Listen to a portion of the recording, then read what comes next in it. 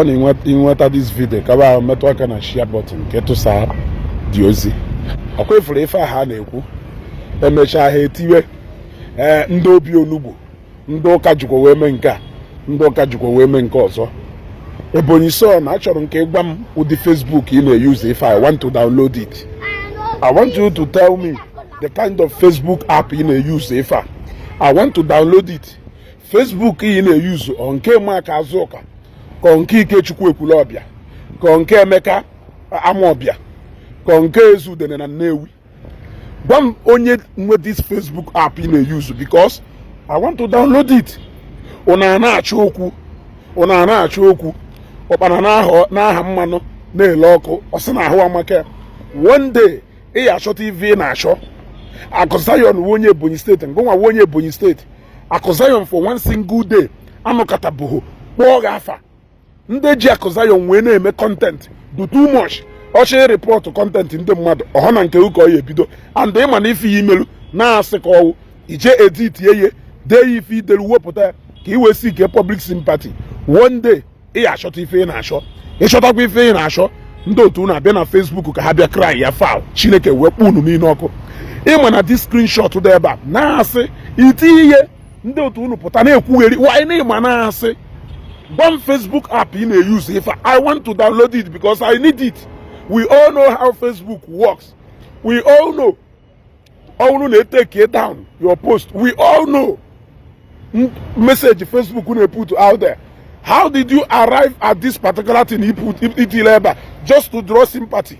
Na-achọ na okwu mụ na-ekwu ndị obi onugbu ndị mere ife ndị ụka menka na-creating division and disunity among ndị Igbo. Unu ya emecha short ife unu na-achọ. Unu ya emecha short ife ahụ unu na-achọ. Shọgarịba na okwu na ụka. Onye nọ ile onwe unu na-achọ especially ngụnwa. You have constantly looked for Akụzayon problem. You have constantly been looking for Akụzayon problem. Akụzayon na-ignore ọgụ. Ị na-achọsi ya ike. O neweghị ndu. Ị na-achọsi ya ike. Ị ga-achọta ife ị na-achọ. Hit ewesi ma na amụ ma n'imi ma na ntị ma n'anya wee gụsịsị ya n'ahụ. Ị nwezi content ya eme.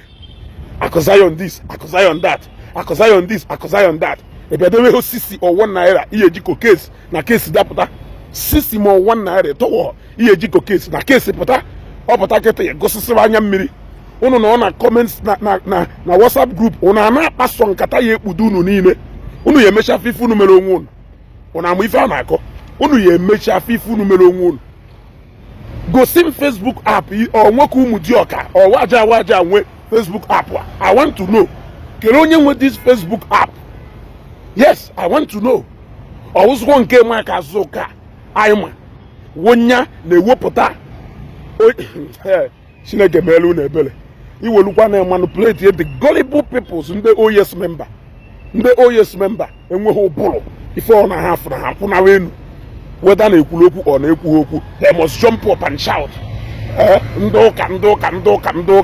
ụka chukwome nka ndị ụka chukwome nka unu ya emechakwa anụ gwa ya onu ha wee gọwa na mmụọ unu ya emechakwa anụ gwa ya onu ha wee gọwa na mmụọ na unu ha wee jedebe n'ụka o ya ejiwo gọọ na ndị ụka Akụzayon na-anọrọkwa n'onwe ị na-achọgharị ya okwu ndị mmadụ ayawa afụ ya oke n'ọrụ m ụkwakwa ịda point ya out etu a na-akọshọnụghụ ndị mmadụ na-ewekwakwa ndu na-akọrọ gị aka ka ị na-agbakwa egwu ndị mmụọ nwata na-agbakwa egwu surugede ma a na-egwu surugede wee egwu ndị mmụọ ị na ha agba ọsọ mgbe onwe onye na-achọghị dukwochọ na mgbe mmadụ ya achụbaghị na ike ịgba ọsọ ya adụghị nke a na-agba abịarụghị ụgwụ mgbalute nke nka na-agbarutere ugwu na ụbọchị ya achọta ife ị na-achọ mma bịakwa na Facebook gbakwa ndị mmadụ ha jee refer kwa ha to 1, 2 or 3 videos mmerụ about this. I know that na ndị okomoko na ndị chọrọ okwu na ụka cannot tell you the truth or caution you now. They will be enjoying the show thinking that no nwere ebe a na-eje nwerekwa ebe a na-eje ka egwudo but anyị eji okwu asị wee jee ebe a ka na-eche the day ya gwa m Facebook app na-eme like this unu edit ofufe unu ebupụta ya na-akwụ n'elu na-akpọ Akụzayon. A lot of content creators ewere na-create content ọ na-atọ unu one day shall be one day monkey go market you no go return. na-achọ na okwu ịma content creators on a daily basis na-akpọ akụ Zion afa, na-akpọ Zion afa, na-akpọ ndị niile afa. Enewe unu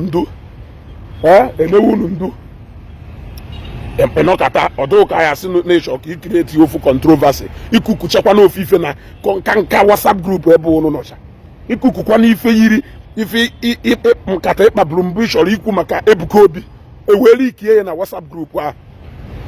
Nke ahụ feluo ịchọ ka iwere akụ Zion wee sha nọ na nke a ịya achụkwo n'ego ahụ, mana ịchụta ego ahụ iriwe ịya ada ata anụ a, mana ọbara ya ada agbaghị n'eze. Rie na adụduo onwe ụnụ na kpụsịanụ ji emebi ife unu na-eme, rie na adụduo onwe ụnụ, mana ụnụ anya ekweta ka m na-eti ama ọkwa mmiri ya nna ama maka ọ ya wụ ụbọchị ọ ya esobe ka m kwuo na mụ makwara ọkwa mmiri ahụ ama. Na-achọgharị n'okwu bụrụnụ empty stomach, na-achọgharị okwu bụrụnụ empty stomach, na-achọgharị okwu. Akụ Zion nọ ile onwe ị na-achọ Akụ Zion ahụ a content creator like you, he's an entrepreneur. Face your fellow content creators. Ọ gwụchakwana ka ọ ha n'ọnụ were okwu nwa nke mmadụ wee mụrụ ife, nke a bụrụ ife mmụta nyere ụnụ.